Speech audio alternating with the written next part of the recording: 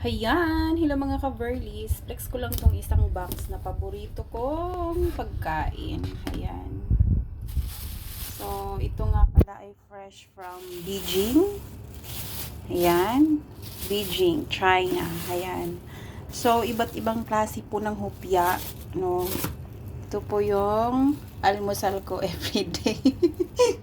Ayan. So, marami-rami din to, kaya mga 1 week sigurong almusal to. Hindi naman siya masisira kasi nga hopya, tsaka matagal yung duration ng ano niya, yung expiration niya. Kaya, ayan, iba't ibang klase ng hopya, okay? So, may nagbigay sa atin kasi nga, alam niyang paborito ko talaga yung hopya, o, diba?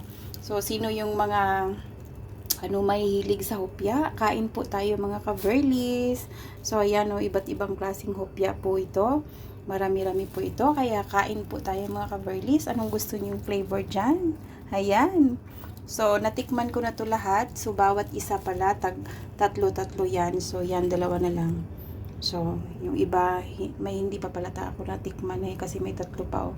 Ayan, ito, hindi ko pa natikman. Ayan, so iba't ibang klase din yung ano niya, yung taste niya. May matamis, may hindi matamis, iba-iba kasing flavor. Ayan. So again, kain po tayo mga ka-Verlies, and see you next video po. Maraming salamat. Bye-bye.